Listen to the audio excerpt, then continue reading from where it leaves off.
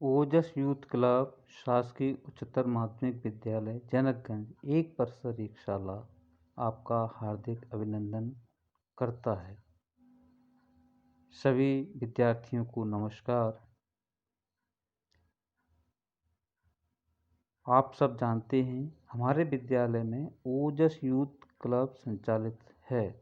ये भारत शासन की एक योजना है। प्रिय विद्यार्थियों, शिक्षा का व्यापक उद्देश्य बच्चों का समग्र विकास है। विद्यार्थियों में जीवन कौशल विकसित करने, आत्मसम्मान का निर्माण करने, आत्मविश्वास विकसित करने और तनाव, हिचक और भय की नकारात्मक भावनाओं का सामना करने, अपनी रुचियों के अनुरूप गतिविधियां करने और मार्गदर्शन प्रदान करने के उद्देश्य से शाला में ओजस यूथ क्लब संचालित है।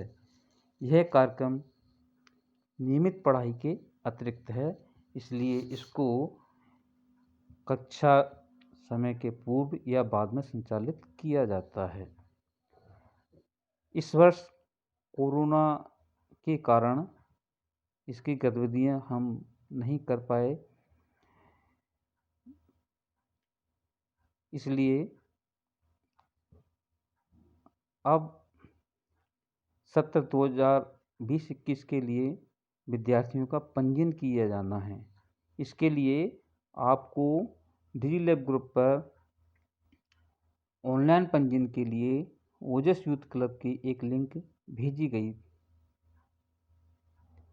है, जिसमें आवश्यक जानकारी भर के आप ओजस यूथ क्लब में अपना पंजीयन करा सकते हैं।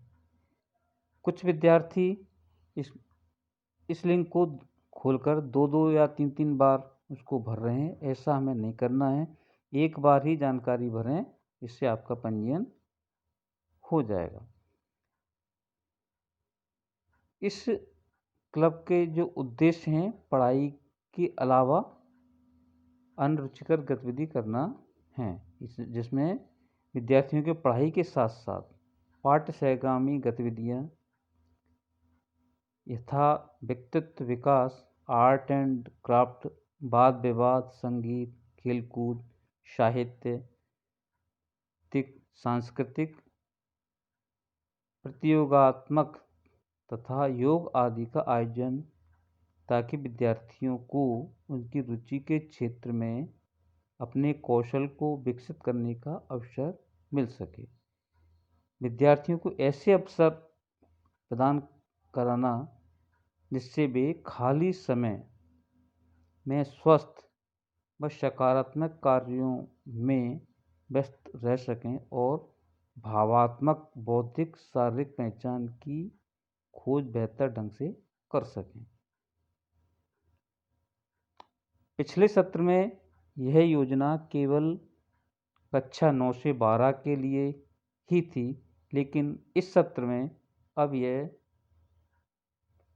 प्राथमिक विद्यालय से लेकर हायर सेकेंडरी विद्यालय तक, अर्थात कक्षा 1 से 12 तक के छात्रों के लिए है, जिसमें वर्ष 6 से 10 वर्ष के विद्यार्थियों को शाला समय में ही गतिविधि करानी है और 11 वर्ष से 18 वर्ष के विद्यार्थियों को शाला समय के पूर्व या पश्चात गतिविधि करानी है। विद्यार्थियों को मेंटरिंग करना, उन्हें गलत रास्तों पर चलने से रोका जा सके और उन्हें स्वस्थ मार्गदर्शन, सामाजिक समर्थन मिल सके। यह इस क्लब का उद्देश्य है। विद्यार्थियों में एक्स्ट्रा कैरिकुलम गतिविधियों के विकल्प प्रस्तुत करना। प्रिय विद्यार्थियों, पिछले सत्र में भी हमें कम समय मिला था, फिर भी कुछ गतिविधियों का हमने आयोजन किया था। इसमें कैरियर मार्गदर्शन के कार्यक्रम में हमने जीवाजी विश्वविद्यालय के आर्कियोलॉजी डिपार्टमेंट के प्रोफेसर डॉक्टर शांतिदेव सिसोदिया जी को आमंत्रित किया था, जिन्होंने हमें विश्वविद्यालय में संचालित विभिन्न पाठ्यक्रमों और योजनाओं की जानकारी विस्तृत रूप से हमें दी गई थी। ठीक इसी प्रकार एक कार्यक्रम नागरिकों के अधिकार और कर्तव्यों के प्रति छात्रों में जागरूकता का आयोजन किया गया था, जिसमें हमने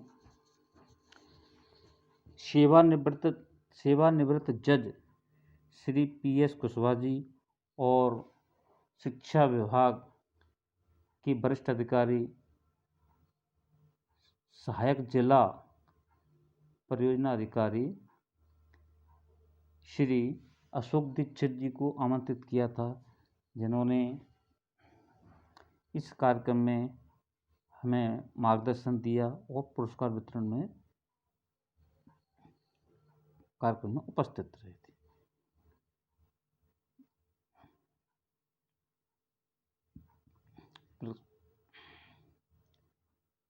प्रिय विद्यार्थियों, आज 6 दिसंबर है।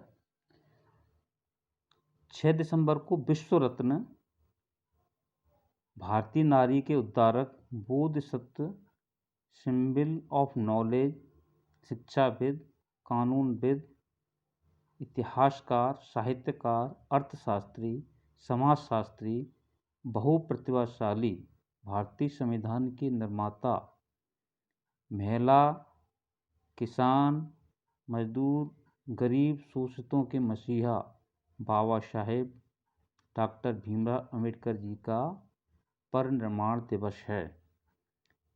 डॉक्टर साहब डॉक्टर भीमराव अंबेडकर ने अथक प्रयासों से 40 वर्षों के संघर्ष और आंदोलन की बदौलत अपने बच्चों और पत्नी का बलिदान देकर हमारे समाज, हमारे देश, हमारे राष्ट्र को एक विचारधारा, एक ऊंचाई पर ले जाने के लिए जाति, धर्म, भाषा, लिंग, क्षेत्रवाद से ऊपर उठकर भारतीय संविधान की रचना की। आज 6 दिसंबर को हम परम पूज्य बाबा साहब डॉक्टर भीमराव अंबेडकर जी का महापरिनिर्वाण दिवस है। इस अवसर पर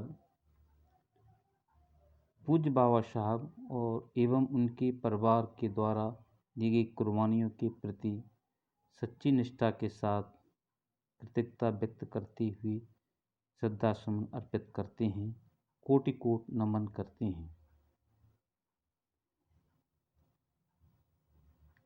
उनका प्रथम मंत्र था शिक्षित बनो। उन्होंने एक वक्तव्य दिया था जिसमें उन्होंने कहा था कि हजार तलवारों से भी ज़्यादा ताकत एक कलम की होती है।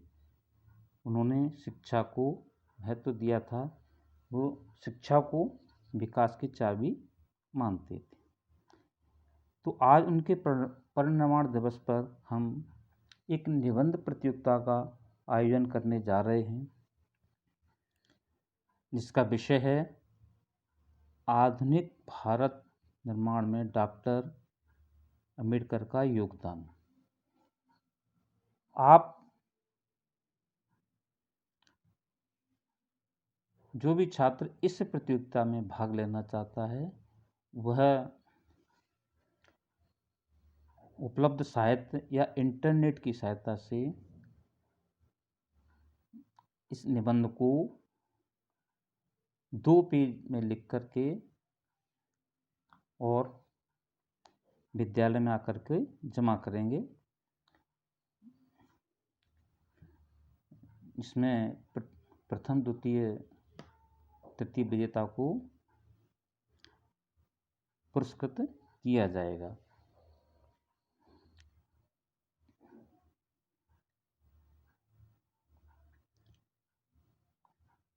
धन्यवाद बच्चों। तो आपसे पुनः अनुरोध है कि आपके डिजिलैब ग्रुप पर जो लिंक दी गई है, उसमें आवश्यक जानकारी भर के अपना पंजीयन करावें। पुनः आपको धन्यवाद।